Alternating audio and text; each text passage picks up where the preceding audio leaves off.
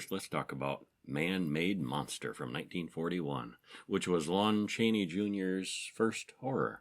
Yeah. It was pre-Werewolf, pre-Wolfman, and this launched his career in horror films. It was all right. It was okay, yeah. It was okay. I mean, a little on the upside of meh. Yes, Yeah, definitely. yeah. Yeah, Good special effects, and Lon Chaney Jr. was very good acting. Yeah. All of them were decent cast. And, yeah. Okay, from 1943, directed by George Waggner, written by Harry Essex and Sid Schwartz, starring Lionel Atwill, top billing. Mm-hmm. Second is Lon Chaney Jr. and Ann Nagel. 59 minutes. It's a shorty. Yeah, it was. Well, it was a dark and stormy night. As it often is. The bus slides in the rain and crashes into an electric pole. Dan McCormick is the lone survivor. Dynamo Dan, the electrical man. I He gave that away early, You didn't I? did. He shows no signs of the electrocution that killed the driver and all the other passengers on the bus. And he explains that he's who?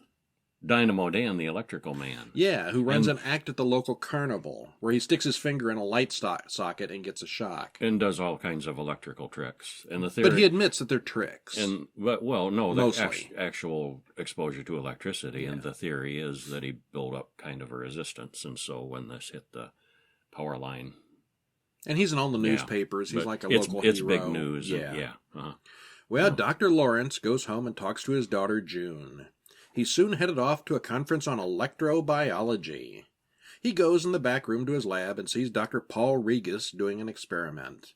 Regis believes that man is controlled by electricity and that he can develop a superior race of men whose only need will be electricity. No more food, no more hunger, just plug electricity. In. Yeah. Dr. Lawrence gives the "some things men were not meant to know" speech, and then calls Regis mad. There's always one. They disagree, but they're friendly about it. Yeah. You're mad, I tell you. Mad. Yeah. Okay. Whatever. Let's go have a drink. Okay. Mark, a newspaper reporter, comes to see June. He knows that Dan came to their house to see Dr. Lawrence and wants to know what's up, because he's enough of a celebrity now, they want to know where he is. Mm-hmm. The paparazzi is following. Dan needs a job because the carnival left town without him, and Dr. Lawrence offers him a job. He thinks maybe Dan has built up an immunity to electricity from repeated exposure in his act. Mm-hmm. He thinks Dan may hold the solution to accidental electrocution. Nobody else needs to be electrocuted again. That's right. Dan gets free room and board, and the two doctors get to experiment on him. Dan and June start hitting it off, and everything is great. Dan even teaches their dog to do tricks. The dog gets a lot of screen time. Yeah. It's cute, I was expecting the dog to be all heroic and stuff. No, not really. Not too much. No. Just a comic not foil. Not comic relief. It's a cuteness relief. Yeah. Uh-huh. While Dr. Lawrence is away at his conference, Dr. Regis starts doing more interesting experiments on Dan. Yeah, things that they hadn't really agreed to. He takes things further. Yeah, he was supposed to just be giving him minor shocks to build up his immunity. Ends up giving him massive amounts of electricity. He straps him into a machine and turns it on. We see on the readout that the radiation energy units, that's what they're called, radiation energy units. And it's a great lab, an awesome lab with all the things that go bzzz and Frankenstein crackle would and love it. Crackle and sparkle and yeah. All the mad scientists have the best labs. They do, yeah. Well, the meter on the radiation thing goes way up. Dan goes to sleep during the procedure, but Dr. Regis tells him to wake up. Kind of knocks him out. Yeah. He doesn't really go to sleep. Yeah. Regis tells him to get up, and Dan obeys. Dan reaches for the family dog, and electricity sparks from his fingers. Whoops. I know my cats hate it when that happens. Yeah. Zap. Well, this is a little more than that. Doesn't kill the dog. No. This is not the invisible ray. Yeah. They repeat the experiment again over the next few days, each time increasing the voltage. Dan starts becoming addicted to the electricity. June starts worrying about Dan as he seems lethargic. Yeah. Truth is, he only cares about the electric now. Well, and yeah, it's kind of like he runs down. It's not like he's after a fix, like... It's kind of the same thing. Well, but he gets all lethargic and slow and depressed. And I was going to say that it is treated a lot like a real addiction. Yeah, he just doesn't pep up until somebody promises him more power. Well, it takes more than the promise. It takes the actual power. Well, yeah. So, yeah. Well, Lawrence returns and notices that Dan's blood is very different than it used to be before he left town. how that would happen, we don't know, because science. Regus messes with Lawrence's medication, and he ends up in bed. Dan is now sick, Lawrence is sick, and June starts getting suspicious. Mm-hmm. Regus is ready for the final experiment, as high as the machine will go. All the electricity. Crank it to 11. Dial it up to 11. Yeah. It's way too much, and now Dan glows with raw electricity. Womp, womp, Yeah, literally womp. glows. Literally Yeah. glows. Mm-hmm. It's a pretty neat effect. Yeah. Regus puts Dan in a heavy rubber suit to insulate him and keep him fully charged. And I read in the trivia that suit weighed 70 pounds. It looked That was heavy. big and clunky. Lawrence comes in, and Regus orders Dan to kill him. Regus does something to discharge Dan's power, and he stops glowing after he kills Lawrence. Mm-hmm. June returns, and Dan admits killing Lawrence. I killed him, he said. Well, he hypnotizes him into saying, Yeah. Well, he didn't, willingly do it, but He was ordered to. he was ordered to, and then he's because ordered, it makes him suggestible. and then he's ordered to, when he's asked, just admit that he did it, and Mm-hmm. then he's all hypnotized. Dan is arrested, and the police question Regus about the experiments.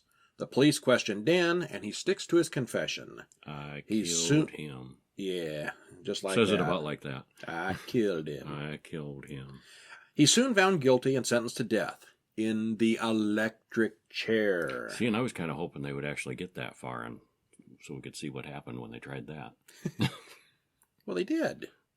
Finally, the day rolls around and the execution goes as planned, at least until they throw the switch. Mm-hmm. The power drain just won't stop.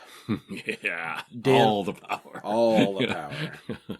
Dan forces the warden to walk him out of the prison. We're told he can't live more than 3 more hours because his electricity is slowly draining. And how do they know this? How do they know that? They wouldn't know that. And why the precise... Regus would know it because he's been, seeing how long it takes to drain naturally, but none of these wardens or anybody would know that. And suddenly everybody knows. Yeah. Yeah. But how they would know that is unclear. Mm-hmm. Dan then steals some rubber boots, which will extend his time. He's not leaking it all into the ground. Mm-hmm. Dan walks through the moors and returns to the laboratory. They got a big sign up that says, "The Moors." Meanwhile, June confronts Regus, and he tells her everything with pride. Mm. He straps June down to the table, preparing to zap her too. Woman-made monster? Dan breaks in and kills Regus. Dan then carries June out into the swamp with police on his tail, and of course he's still womp, womp, womp, glowing with his head. Mm-hmm. Dan then gets hung up on a barbed wire fence that drains all his power, and he dies. Yeah. Tragic ending. Game over. Happy ending for her and the reporter, though. And the reporter does nothing useful. Okay, well, Regus's plan is just plain silly. He wants to create a Superman, but Dan is just tired and lazy all the time until he gets supercharged. Yeah, and it doesn't last. This is not an improvement over needing food. Overall, the science here is atrocious, but the acting is good, even Lon Chaney, who was good enough that they later cast him in the upcoming film, The Wolfman. Mm-hmm. Yeah, we said before, he doesn't seem like much of an actor later on. It seemed like the peak of his career was between 1941 and 1945. And after that, he drank more kind and of more and more through all phoned that. it in, yeah. Then he was just that old guy they put in movies. Mm-hmm. I think alcoholism really took the edge off. Mm-hmm. Yeah. Yeah. And that was a big thing like Which in is a shame, 1943 or 'cause- 4 with The Mummy. Yeah, it's a shame because you could see in this, He started out being some able real to talent. act. Yeah. Yeah. And that's our show. Stop in during the week to the website, horrorguys.com. Check us out on social media or tune into the full-length audio podcast. Yes, everything here, our weekly show is done as a full-length, around an hour audio podcast each week. Where we talk about all the movies. And you can also subscribe to our YouTube channel. That helps us out. Give some likes and subscribes. Yep. And horrorguys.com has, of course, all our reviews in writing. If you want to read more, sometimes we'll forget the line here or there. So if you want to read them, check out horrorguys.com. Yeah. And I'm Brian. I'm Kevin. And we'll see you at the next movie. See ya.